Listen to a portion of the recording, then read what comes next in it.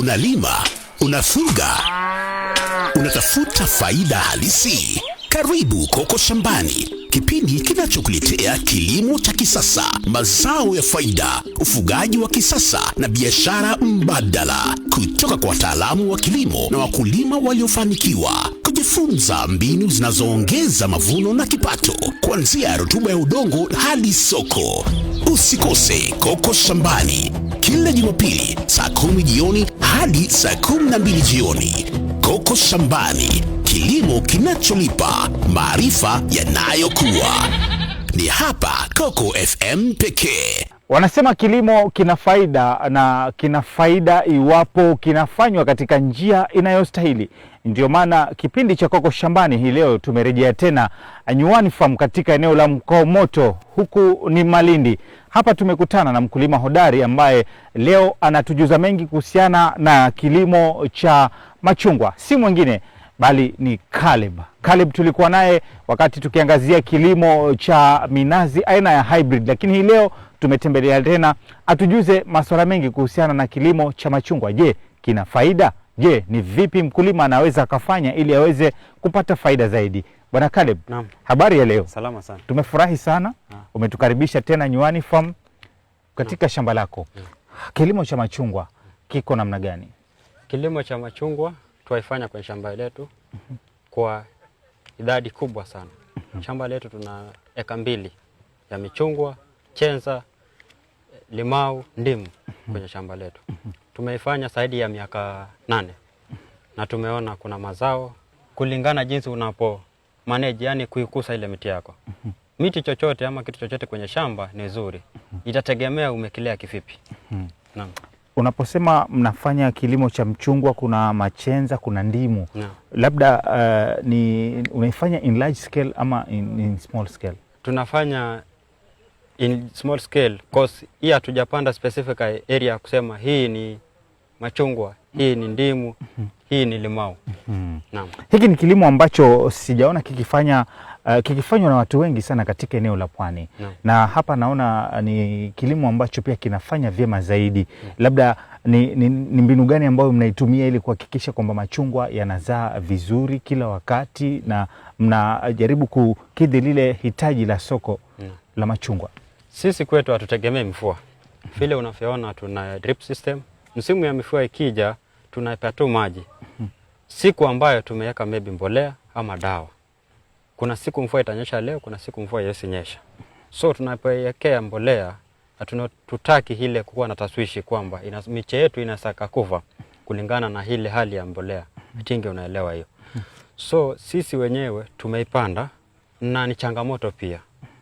Kulingana kwetu sisi kuikusa miti, kuna mashini ambayo ukipiga hii miti si ile bomba ya kawaida, ni bomba ya bei ghali. Kuinunua maybe ni changamoto. Na hili mali ama mazao iwe bora, hili upate customer ama uuse mali yako kwenye bei ambayo waitaka mwenyewe, ni ishara kwamba mazao ama tunda lako iwe kwa hali nzuri. Unamaanisha mashini ya kunyunyiza dawa ama mashini ni bomba ya kunyunyisha dawa. Inapiga dawa kutoka futi 1 hadi futi 7 kwenda juu. Tuseme kuna yule mkulima sasa hivi ambaye pia naye angependa sana kuanza hiki kilimo cha machungwa. Sasa ungependa kumshauri vipi? Anzie wapi katika shamba lake? Machungwa ni kilimo yenye faida. Itategemea umetumia mbinu gani. Mbinu la kwanza, uchague mbegu iliyo bora. Kwa sababu kuna aina mingi ya mchungwa, kuna aina mingi ya miche ya mchungwa. Unasaipanda mingi ukapata zao chache, wasapanda chache ukapata zao mengi. Tegemea nini na mbegu ambayo ulipanda. Na pia unapopanda ushughulikie kulingana na mahitaji yake. Kwa sababu ukipanda na uache kwenye msitu 100% kwa 100 huwezi pata chochote. Mkulima mdogo, turudi pale unasema mkulima mdogo anapoanza anahitaji kuanza shughuli kama hii ya upandaji wa chungwa, limau na ndimu. First priority ni yeye angalie hana uwezo ya kustahimili ile shamba yake na maji, kwa sababu sehemu ya Pwani bila maji kilimo hauwezi. Na huwa jua ya waka kwa muda mrefu. So itafika mahali mimea yako yahitaji usaidizi ya maji kutoka kwenye kizima. Naam. Kwa hivyo hamtegemei mvua, unafaa mkulima huo umejipanga na mahali ambapo maji yatakuwa yanapatikana kila wakati. Kila wakati. Ndio maana mko mnafanya hii mambo ya kunyunyiza irrigation. Irrigation. Kwa sababu tuwafanya hiyo irrigation ili tuwa maintain our customers. Kwa sababu inafika msimu ya kwamba mmea yote yanyauka. Yanyauka kwa sababu gani? Hamna maji. Na maji isipokuwa mmea yote iwezi kasaa. Mmea iwezi kasaa ikiwa haipati maji na dawa. Ikiwa yapata dawa na haipati maji itakauka. Sasa sisi tuwapa maji siku ya ukame ili iweze kusaa na hili tuweze maintain, yani kukimu ile soko yetu. Kwa sababu sisi tuko na watu various people, watu wa idibaji mbalimbali ambao wananunua bidhaa yetu kama machungwa, limau, ndimu. Kuna hoteli, kuna soko, kuna restaurant ambao watu wa supplier. So hawa wametutegemea sisi kama nyuhani kuwapa hiyo bidhaa. Na mbona ulichanganya kilimo cha machungwa, ndimu, limau mahali pamoja na isikuwa ukapanda tu machungwa peke yake ama ndimu peke yake ama limau peke yake? Swali zuri sana bwana. Mchungwa, ndimu, limau ni jamii moja ya matunda. Naam.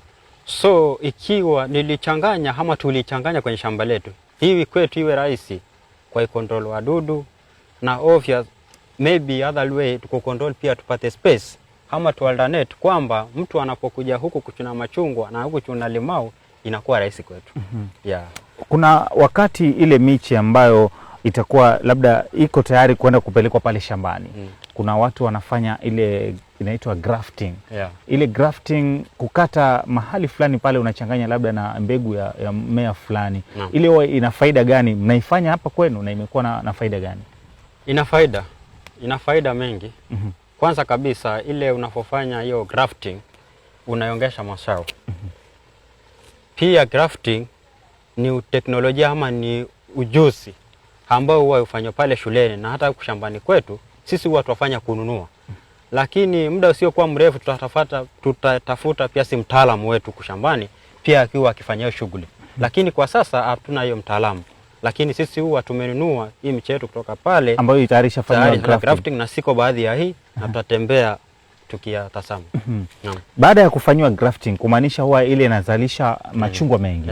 Kwa mchungwa mmoja unaweza ukatoa machungwa mangapi na kwa muda gani ndio alafu uanze kutoa tena maua? 50 mchungwa moja kama unastahili kutoa ikiwa umeilea ama umeikusa kwa njia inayostahili. Mti mmoja kama ya michungwa inastahili kupea kilo 50. Kwa muda gani? Kwa muda ya miaka 3 mpaka mwaka 4. Huu mchungwa ukianza kukomaa kutoa yale matunda, kwa yanachukua muda gani? Yaani unaanza kuzaa kuanzia muda gani mpaka yaanze kukomaa? Asante sana. Mchungwa unapopanda unaongoja mpaka miaka 3.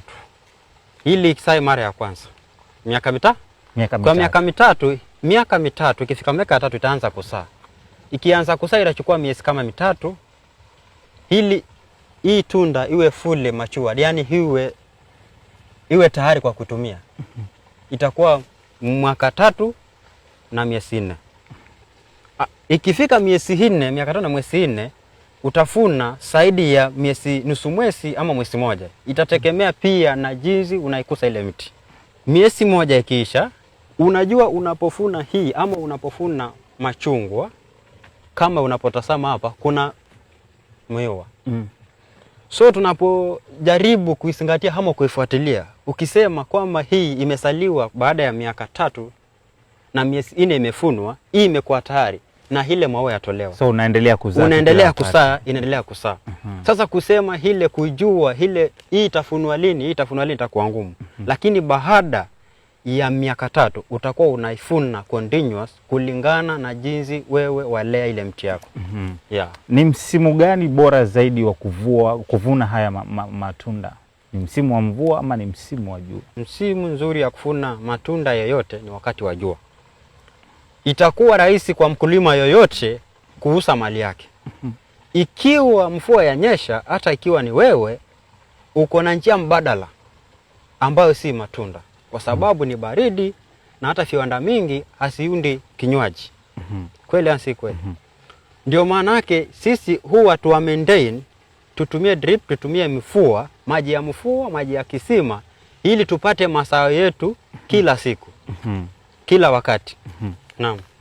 Tofauti iliyopo katika hiki kilimo cha machungwa, kule umesema kuna ndimu, kuna limau. Tofauti yake iko nini katika hili shamba moja ambacho umekuwa ukikishuhudia? Tofauti yake kwenye masao ni tofauti, pia kwa magonjwa ni tofauti.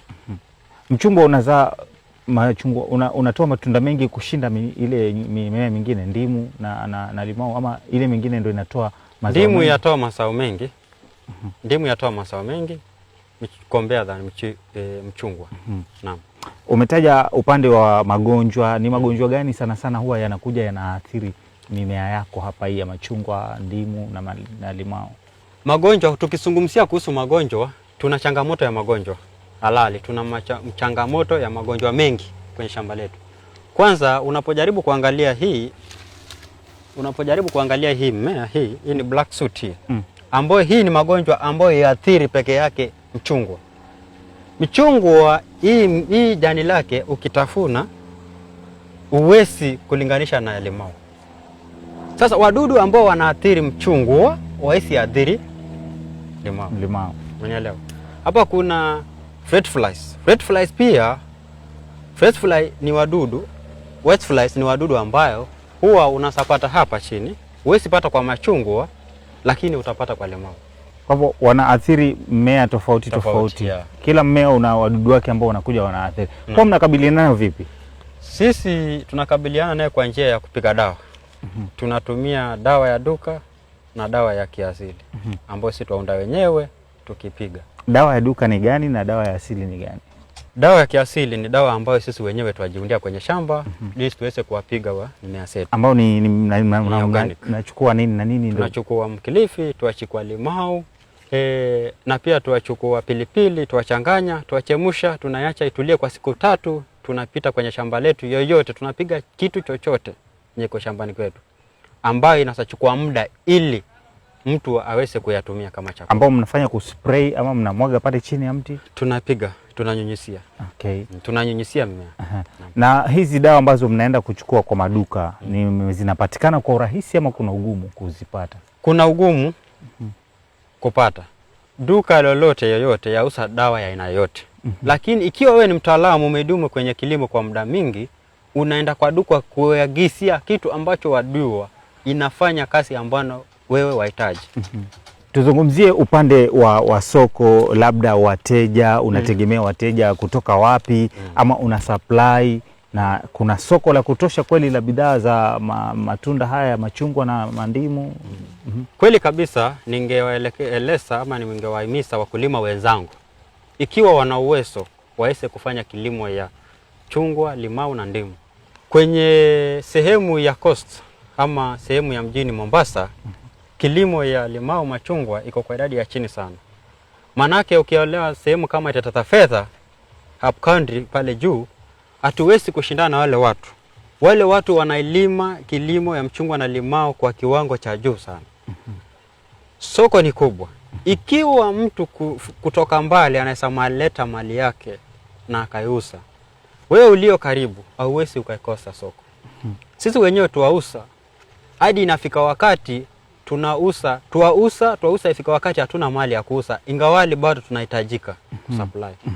Kisa na maana sisi wenyewe kama Nyuani Farm hatujaipanda shamba kubwa sana. Hata muda usiokuwa mrefu tunajadili jinsi ambapo tunaweza fanya kuboresha kilimo zaidi. Jinsi ilivyo pia tuboreshe zaidi. Ili tuwe na mchungwa mingi, ndimu mingi kwenye shamba letu, ili tuweze kuimaintain ama kuistamili wale customer wetu ambao wanahitaji mazao yetu. Hawa customer uliowazungumza labda ni wale ambao wanakuja wanataka wao wananunua in bulk wanapeleka sokoni, ama ni wale ambao wananunua moja moja kupeleka kwa vibanda? Sisi huwa tuna customer wote na tunahusia yoyote kulingana na uwezo wake. Kwanza kabisa customer wetu huwa ni hoteli, iko wenye wanakuja wananunua kwa wholesale wanaenda wakaiuza wenyewe. Iko wale wa moja moja kama wasawana, kuna wafanyakazi. Mtu anapomaliza kazi yake ama shughuli yake la jioni, anasema mimi nataka machungwa kadhaa, tunampa. Tunasatembea ama tunaenda mahali tukampata customer anataka na hoteli, anataka tumsupply ama tumpe kila siku. machungwa kadhaa huwa tunampelekea.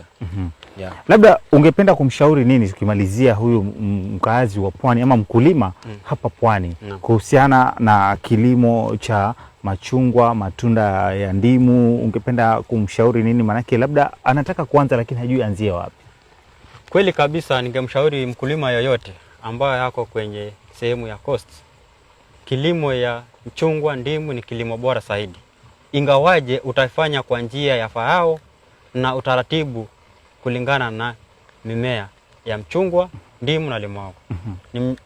Ni kilimo ambayo lina faida nzuri sana. Naam. Shukran sana Bwana Caleb Olalashe. Asante. Umetukaribisha tena, wewe ni mkulima wetu hodari. Tumefurahi, tumejifunza mengi kuhusiana na masuala ya kilimo cha machungwa, ndimu na vile vile limau. Bila shaka tutakuwa tunatembelea kila wakati. Kama kuna kuwa na ziada zaidi, tuje tujifunze kwa ajili ya kumfunza pia huyu msikilizaji na mkulima wetu wa Pwani. Asante. Shukran sana. Kama ulivyoona msikilizaji na mtazamaji wa Coco Shambani, huyo ni Caleb, ndio amekuwa mkulima wetu hodari. Leo tulikuwa tunazungumzia faida na namna ya kuimarisha kilimo cha machungwa katika eneo hili la Pwani. Huyo ndio amekuwa mkulima wetu hodari. Na mimi naitwa Joseph Jira. Hadi wakati mwingine, kwaheri kwa sasa. Coco FM, ladha ya Pwani.